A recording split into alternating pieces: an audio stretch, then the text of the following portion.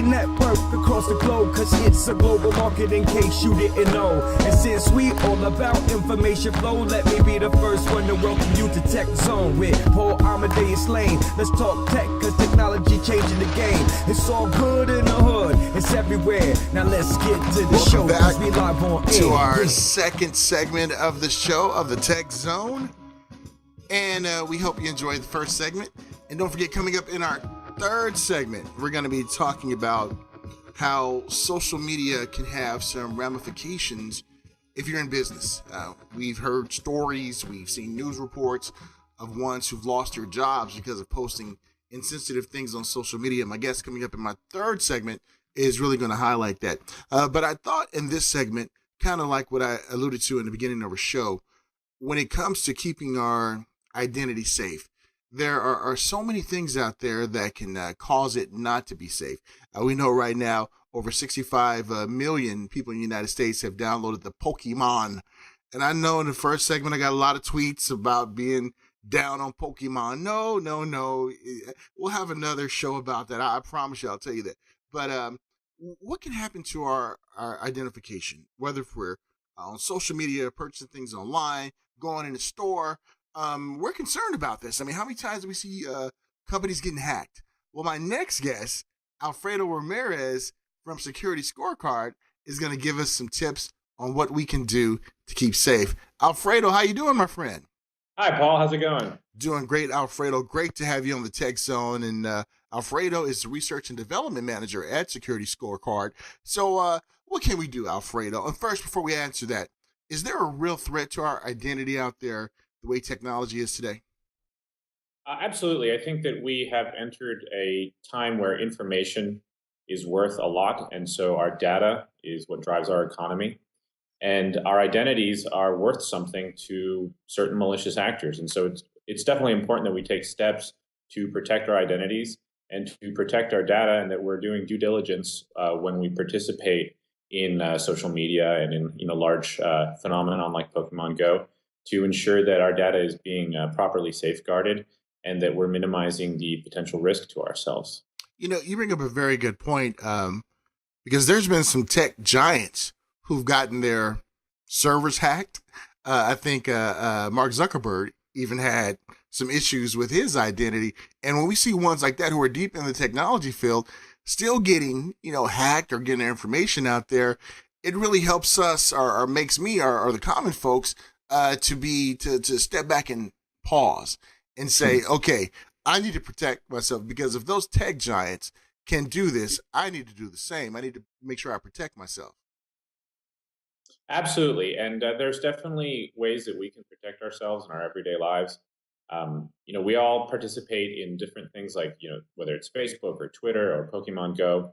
And the reality is that it's not that difficult to take steps to ensure that your data is being safeguarded, or that you're at least minimizing the risk that if someone gets into, gets your LinkedIn or gets your Facebook or your Twitter, that they're not getting access to everything. We all are used to using passwords at this point.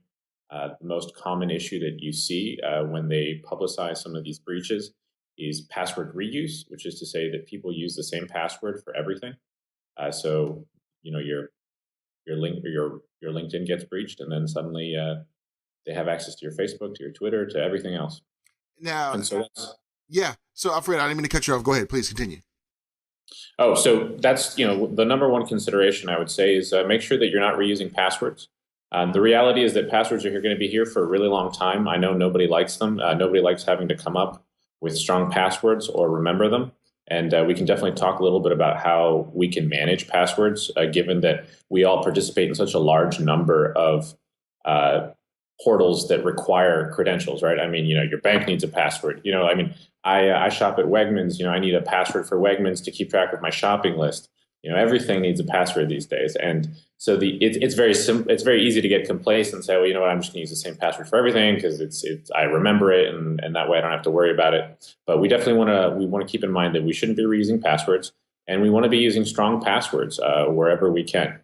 And Alfredo, you bring up a very good point, because I'm getting kind of long in the tooth, and I remember when passwords were like 4 characters, and that was cool for me. And even back then, I was able to make up some pretty creative passwords. Nowadays, I'm like, the simpler, the better. But that can get us in a whole lot of trouble. But I understand that your company has a solution to help ones like myself who kind of long in the tooth and ones who are kind of scared to switch up their passwords. What can we do? What can the common folks do to make sure that we protect ourselves? Well, I think personally, what I do is I use a password manager. I think that's really the best way to keep track of the vast amount of passwords that we all have for the different services that we use. I'm not an encyclopedia. I'm not a computer, so I can't remember 35 different, completely random passwords that are sufficiently strong to protect my data. So what I use, what a lot of people use these days are password managers. I'm sure you've heard of LastPass or KeyPass. A lot of your browsers these days will have a built-in password manager. And the way that essentially works is you allow the password manager to generate strong passwords for you. And by strong, I typically mean something that's going to be at least 8 characters long, preferably longer. It's going to have a mixture of undercase, uppercase, numbers and special characters. And so you use these password managers to generate these passwords for you. And then all you have to remember is one single strong master password that you're not sharing with anyone, right? So that's not something you use in a site. You use that purely with this program that you interact with. And so when you're logging into Facebook or Twitter, you just do a lookup of your password and it puts it in for you. And then you know that your password's safe. You know that you're using different passwords for everything. If Facebook gets breached, you just change your Facebook password and you don't have to worry about all your other services. And odds are that even if that were to happen, your password is going to be strong enough that it's not going to be compromised. That makes a lot of sense, and it makes it a little bit easier for some of us who are kind of reluctant, like, I can't remember anything. So, and what I really like, Alfredo, about your company is that, your founders saw a need out there, and they are filling a need. I was looking online of how your founders and everything decided to come up with the company, and it's really, really, really amazing, because that's when companies actually get it, when ones can see the personal use, how it's going to benefit them and their security, and then they have a little bit more, I want to say, empathy towards ones out there who may get their identity stolen, and it's really cool, the mission behind the company, SecurityScorecard. Absolutely. And I think, so both Sam and Alex, our founders, both come from a security background, and SecurityScorecard sort of came about because they worked at a company and they were having an issue vetting the vendors of their company, right? So I don't know if you're aware, but for example, for the Target breach, the issue wasn't necessarily with Target. The breach originated due to a third-party vendor, their HVAC vendor, right? So the HVAC vendor was compromised, and from there, the attackers were able to pivot into the Target network. So that raises a whole bunch of new questions, right? Is how do I not protect? It's not just is the company that I'm working with safe, but are the companies that company is working with are safe? And so that's where SecurityScorecard comes in. Is we provide risk metrics on companies so that you can sign up and look at who your vendors are, who your suppliers are, and who you're doing business with, and assess their security posture in a way that wouldn't normally be feasible. I come from a security consultant background. I used to do penetration testing. And a lot of the times we'd be doing assessments for companies that had been requested by one of their customers, right? But it's very expensive. It's time consuming, and it only gives you a single observation in time, right? So that you might find, a problem today, but 3 months from now, there's new problems. And so you'd have to completely do that all over again. And so where SecurityScorecard comes in is that we are constantly gathering observational data in a non-intrusive way throughout the entire internet to be able to give an outside-in perspective on companies' security postures in a way that gives their customers or individuals the information that they need to make intelligent decisions about who to work with and what kind of risks they're going to take on by working with those entities. And Alfredo, let's say that we find out that there's a company out there that's kind of lacking in security, and it comes up. What do we do? Do we contact that company and say, hey, my security scorecard that I have, showing some of these potential breaches that may be out there. So can you guys look into it? Or does your company communicate directly with them and say, hey, you guys need to shore up these their defenses right here so people's identities won't get breached? So both things. We try to engage the vendors that we are looking at, so that, they have a way that they can refute or remediate issues, so that they can say to us, hey, we saw this on our scorecard, we went ahead and we fixed it, and now now their security score goes up, and everybody wins that way because their customers are safer and their reputation is better. Likewise, we have certain customers that they require all of their vendors to use the scorecard to ensure that they're keeping track of the things that we've noticed and that they're remediating them in a timely manner. I mean, the ultimate goal for any security company like ours, or really any company that's in the InfoSec, in the information security business, is to make the world safer for the average consumer, right? Because ultimately, that's who we're trying to protect. It's trying to ensure that people's data isn't stolen. It's trying to ensure that commercial transactions are secure. And we really think that our portal goes a long way towards helping that happen. And some consumers, the way they want to deal with it is like, oh, I'm not going to order anything online. I'm not going to pay my bill online, so I'm going to be protected. But like we talked about, you can go and shop in Target, and if they're using a third-party vendor, you may not ever get on the internet and still have your identity breached, correct? Absolutely. I mean, with that, it was similar with the Home Depot breach. I mean, the issue there was, people who had Home Depot credit cards that had nothing to do with using the internet or shopping online. It was purely being someone who had done business with that vendor at some point in time. Wow, great information. And Alfredo, what are some other things that we need to be conscious of when it comes to keeping our identity or anything safe so that we can protect ourselves when it comes to our information? Well, we talked about passwords. Nobody likes passwords, but something that you can do to improve your security in addition to a password, and I highly encourage it whenever it's available, is using two-factor authentication.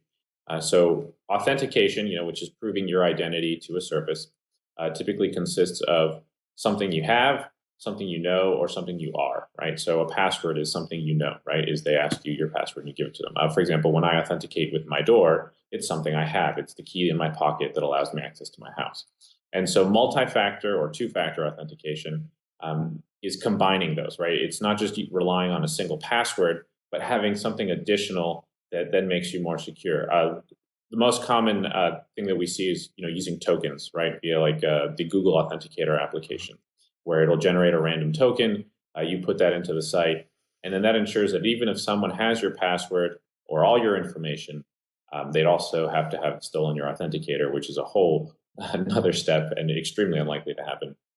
And so I highly encourage that. If your bank offers two-factor authentication, definitely leverage that, and it'll definitely help keep your information safe. Alfredo, have we entered into the age of technology now that we are doing ourselves a disservice if we don't protect ourselves? Because, let's face it, some people may think, well, this is a way that other businesses can make their profit and things like that. But we've entered an age that this is an option. It was just kind of like growing up. Not that many people had padlocks on their door.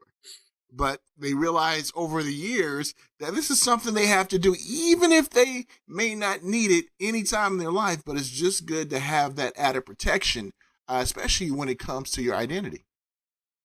Absolutely. I think you just need to be able to think about what your situation is and what makes sense in order to protect yourself. I mean, we all have a different level of risk exposure, right? You're talking about padlocks. I live out in the country.